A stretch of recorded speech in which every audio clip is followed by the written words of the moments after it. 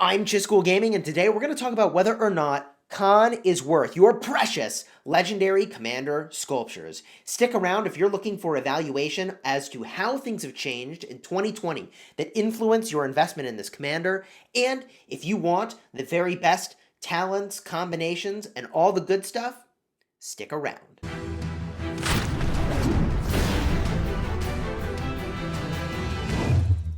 Hello, my friends, and welcome back. Today, we're going to be talking about everything that's changed for Khan in 2020. And oh my goodness, has a lot changed. If you like Rise of Kingdoms guides that help you get value and smash your enemies, consider lightly pressing or smashing the subscribe button for daily Rise of Kingdoms videos. We are a sponsored content creator. Let's talk about Khan. The thing that always made Khan amazing is his reduced rage to use active skills. But has that held weight in 2020? In this guide, first we're going to talk about what's changed in 2020 that influences whether or not this is a good commander investment. From there, we're going to review the skills again with the lens and extra knowledge that we have now from having used them extensively since we first made videos about this commander in 2019. Card up in the top if you want to see what those look like. From there, we're going to talk about the talents that you can best use to slay with Khan. We'll talk a little bit about skilling him up and the optimal order of those skills. And last but not least, the optimal pairings in 2020. As always, there will be timestamps in the description, as is the case for all my long-form videos, so you can jump ahead to whatever part you're most interested in, but this will be sequenced chronologically, so it makes sense to go from the start to the end. Let's talk about what's changed in 2020. The thing I was most excited about for Khan when he was released into the game is that he does massive amounts of skill damage, both from his active skill, which only does skill damage, and his expertise, which gives that skill a chance to fire off again. He also reduces the rage requirement substantially for using active skills. So you would think that this commander would have held a lot of weight for a very long time. That's what I thought, and I was surprised to find that was not as much the case. Now, why is that? Once Khan comes into the game, he's kind of the newest, hottest thing in town. But over time, as they released new commanders, they focused on normal attack damage instead of skill attack damage. So instead of having lots of different new pairings that unlocked for Khan, there were in fact not as many new pairings relative to all the other commanders that were coming into the game and all the amazing pairs you could get with them.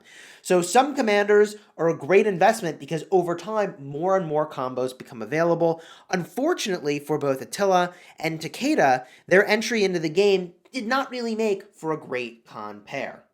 Now, we'll talk about pairings later on, but that is some of the context that has made Khan a little less desirable. There just aren't as many commanders to work with when you look at who you're going to pair with. Instead of the most recent cycle of commanders bringing more cavalry commanders into Rise of Kingdoms, which is what we were expecting, the cycle has always been cavalry, infantry, archers, repeat.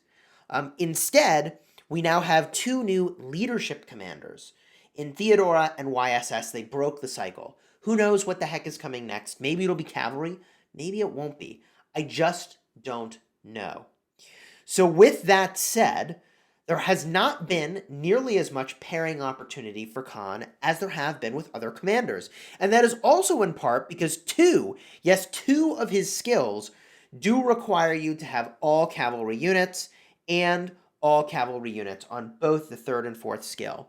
So he's constrained in some ways to being a primary commander, which has limited the options available to him.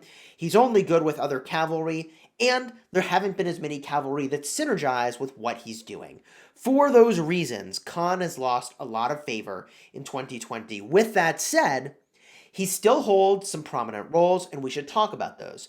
Khan is still very, very prominent in counter-rallying opposing targets. A counter-rally, you want to be delivering the maximum punch possible. Khan really does that very, very effectively. He, as he just said, is the punishment of God. His words, not mine. He will do huge amounts of damage to the target, and for a counter-rally, that is very desirable. In a similar vein, he's also remarkably good to use in things like Soroli Assault, Soroli Crisis, and Ian's Ballads. I find that the raw damage is just very, very effective in those game modes. However, it's worth calling attention to the fact that there are plenty of other commanders that do well there too, and I prefer to optimize personally around the situations where I'm battling other players rather than when I'm in PvE or player versus environment challenges. So I think that Khan is still a fine investment in general, and that is largely because his reduced rage cost and the fact that his active skill does cost less upfront is a very powerful combination of rage reduction effects. However, with that said, right now there are other commanders that I feel are much better investments in 2020. That includes commanders like Alexander the Great, Esong, even Charles Martel continues to hold just an outrageous amount of value, Constantine as well. There are a lot of commanders that I probably would put in front of an investment in Khan. With that said, if you are a cavalry player, there is a lot of value you can get from Khan, and one of my most frequently asked questions is, should I invest in Saladin or should I invest in Khan? Now, this is a tricky one. Khan obviously comes from the Wheel of Fortune. He's easier to obtain. If you can get your hands onto Saladin, you'll likely have to use more universals. But if you are going to use a boatload of universals anyways, which one do I recommend? This is tough. Saladin, I think, holds a lot more value over time, battling against other players, due to the heal reduction effect. That is very, very powerful. I also think that Saladin is extremely tanky. Khan, on the other hand, is all about raw damage. Raw damage is really great if you're a high-power T5 player, less compelling if you're not, because you will get bullied out of the field, and if you can't take hits, which Khan really cannot do, then you're going to get melted really quickly, and Khan even slows you down when you get into combat. He does make you faster when you're not in combat, but slows you down once you're in it. So for most players, I'm not entirely sure that Khan is the right choice. However, he is still great, again, for those counter rallies, and also for battling in Soroli, Ballads, and I do think there is still huge potential for whatever new commanders may come into the game, if they care about skill damage and don't care as much about the troop type. So with that said, let's just do a quick review of these skills and what sort of changed with regard to how we view them in 2020. First and foremost, the active skill Chosen One has a 950 rage requirement. This is 50 less than most commanders, so you may as well read this skill as requires 50 less rage if he's the primary, and has 1,700 damage factor. Now, 1,700 damage factor is not particularly impressive. If we're looking at commanders that do high amounts of single target damage, we would look at a commander like Freddy, who does as much or more. He's also got some randomness, but when you get the expertise skill, he does even more damage. All that to say, this isn't particularly impressive. It's also not bad. And when you look at all the other things that elevate his damage, it works out okay, especially because the rage requirement is so low. Speaking of which, the second skill reduces the rage requirement of 100, whether he's the primary or the secondary. You will reduce the rage cost to fire off active skills by 100. That rage cost is determined by the primary commander. That is always the number shown in red. So reducing the rage requirement by 100 is very good. He also gives you a 15% march speed reduction, but you lose that bonus and lose 10% march speed if you are in combat, which really, over time, we have observed this cause a lot of problems for people. They get stuck in combat and they get wrecked, which is why it's better in like player versus environment things where it's not as punishing, whereas in player versus player combat, you do get pretty severely punished for getting caught out of position. The third skill makes it so that when you're above 70% strength, you deal 30% more damage. That is massive. Normal attacks, counter attacks, skill attacks.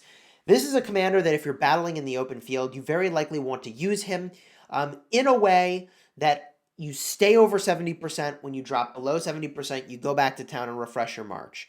You do not want to run this march into the ground.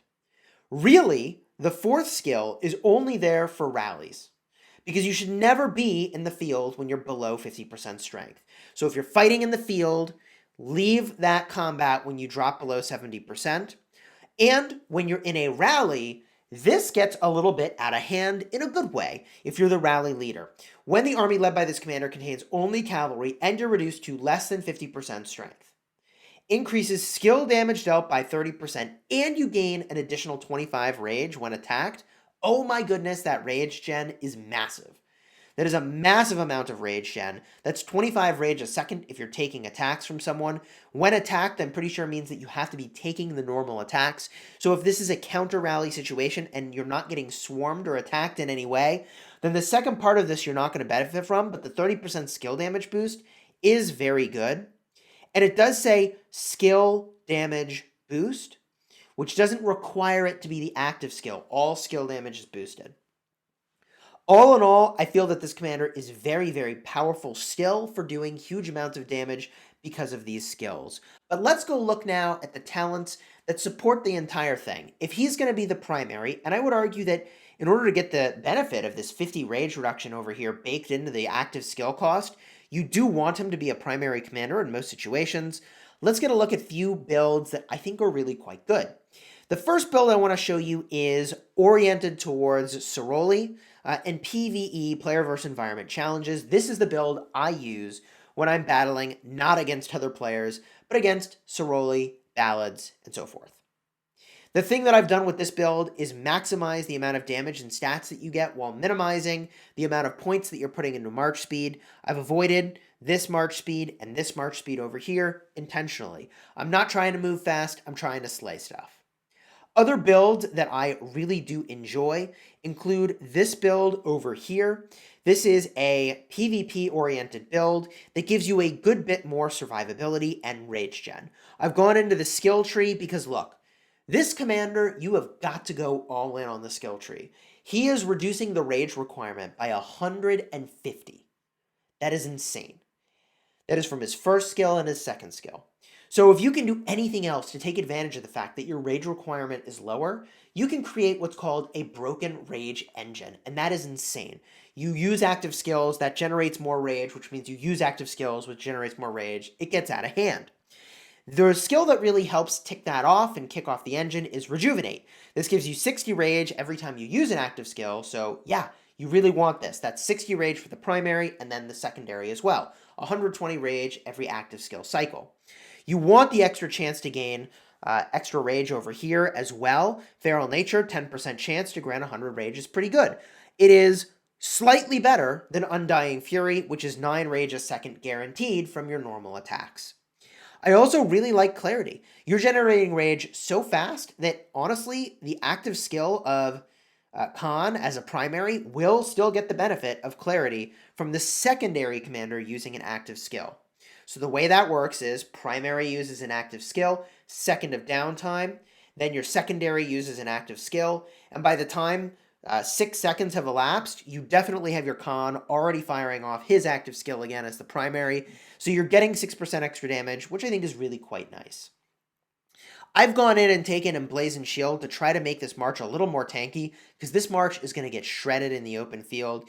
That is the real downside, is that it just cannot handle being beaten down. And Halberd is something I've picked up to counter archers. I don't know if this is necessary. You could drop those 3 points into Equestrian Excellence for a little bit more march speed, and I honestly feel like he needs it in open field combat, especially if you're doing the Altar of Darkness or Ancient Ruins. I really think you should get that extra march speed. I really do think you should get that. I did previously have another flavor of this build where I ditch the Halberd points for Naked Rage. The problem I have with Naked Rage is that taking 6% extra skill damage really sucks if you're starting to get swarmed down.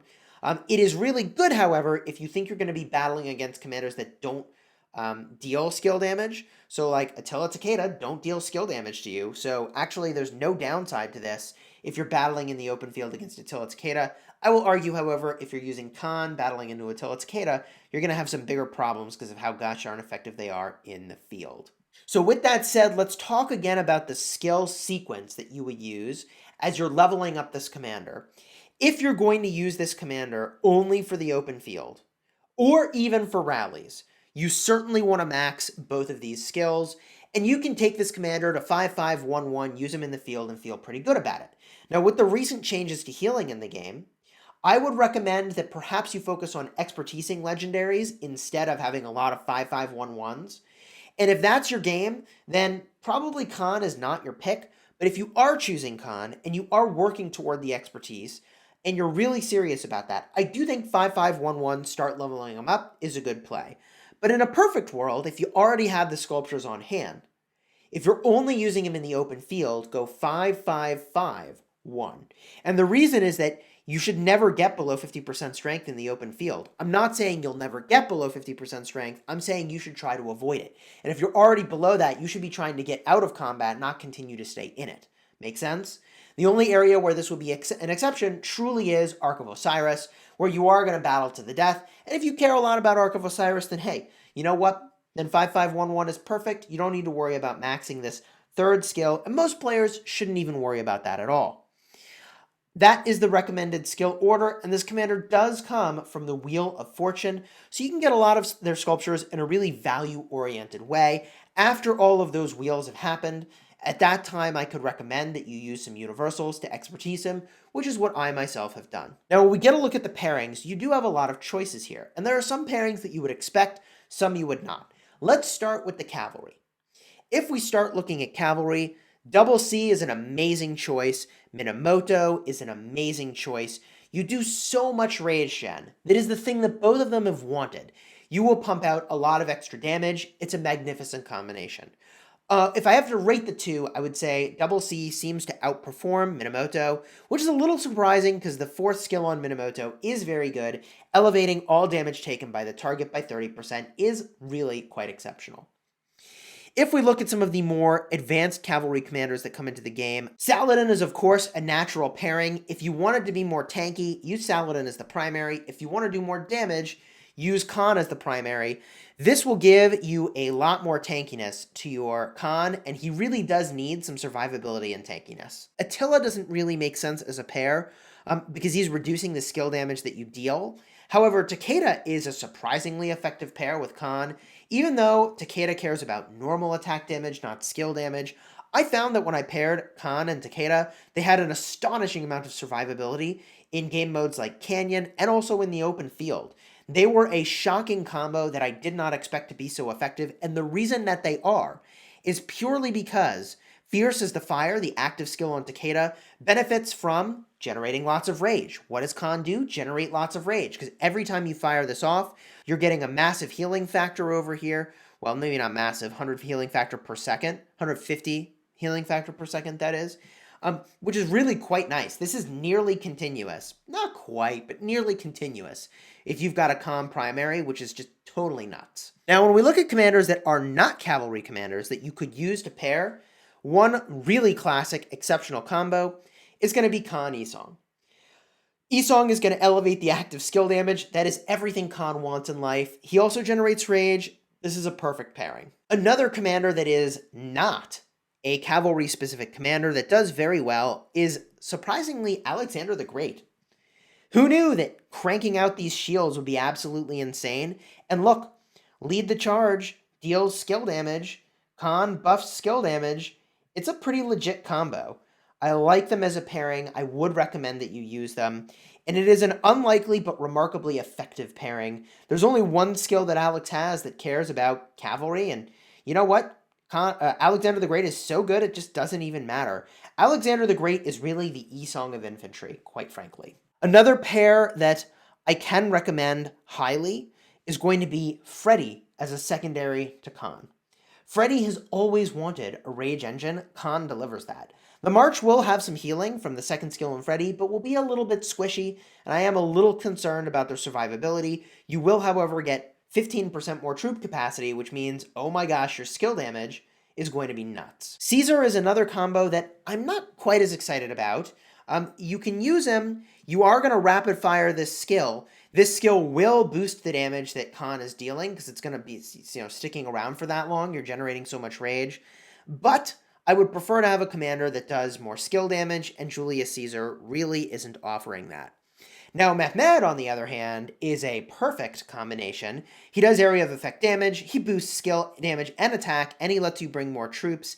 He's kind of like a Freddy, but does area of effect damage. Great pairing, 10 out of 10, would recommend that in the open field. You'll still be very squishy, but you will do ridiculous amounts of damage before you ultimately fall. Continuing on through some other commanders, I really wouldn't recommend Charlemagne. Not an amazing choice. Charlemagne really does want you to be hitting a city. However, I will call attention to the fact that you do get a skill damage increase on the 4th skill. You do get some shielding if you're getting swarmed down, which is really quite effective. And the skill damage here exists, it's just not nearly as high as I would want it to be for a commander that is pairing with Khan, who cares so much about skill damage. Now, looking into the epic commander pairings, you've got actually a remarkable amount of choices. Let's start with the cavalry. If we look, Pelagius is a perfect pick here. Pelagius is restoring rage, which is going to make that rage engine even more insane because it is tied to when an active skill is used. He also is going to give you that healing that you desperately wanted to have more sustain with your Khan. And look, the healing is not going to make it so you last longer if you're taking damage from enemies, because if they focus you down, you're in trouble. What it's going to do is make it so that if you're not being focused down, you're going to be at peak damage for a whole heck of a lot longer because you've got some healing. He also gives a lot of stats. Defense and attack is a fine set of stats to be giving, although health will be preferable. Card up in the top if you want to see my video where we demonstrate that health is the best stat in most situations in Rise of Kingdoms. If we look at a couple other commanders you could use, Belisarius I think is actually a pretty solid choice because you're going to get a lot of uptime on the attack and defense reduction to the target. Very, very solid. Also, when that target gets weak, you're going to do a lot more damage to them, which I think is quite solid. When you leave combat, you'll get a lot of march speed, and you do get 30% extra defense. That is a remarkable amount of defense, and Khan did need that survivability. Baibars is going to be a great choice for area of effect damage, really good in a game mode like Ark of Osiris, and in addition, I do like that there is a march speed reduction so that Khan can continue to beat down on the target of your choosing.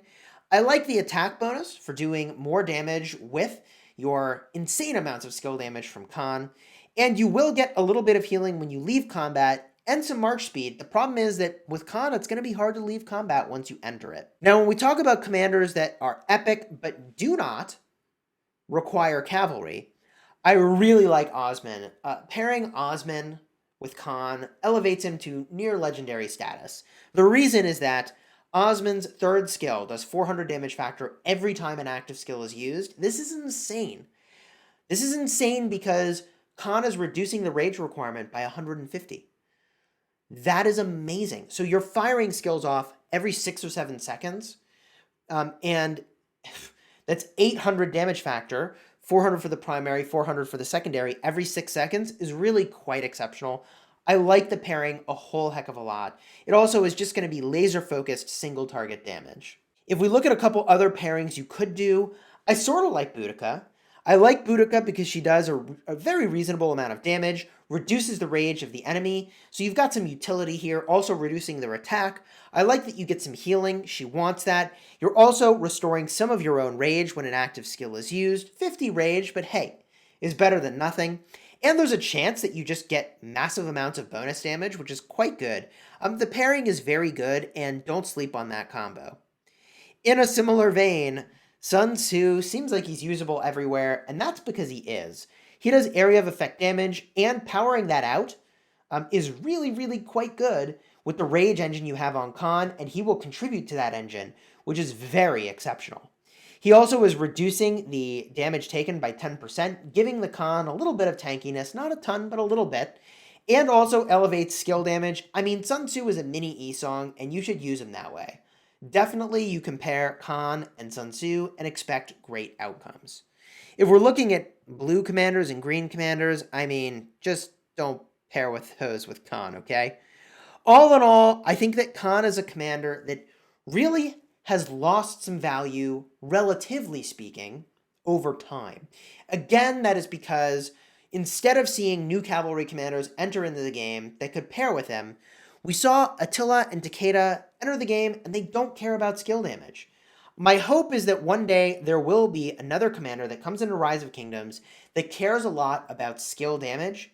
And when that happens, I think Khan paired with that combo could be really quite busted. If you enjoyed this video, consider checking out my playlist containing other 2020 Commander Guide updates.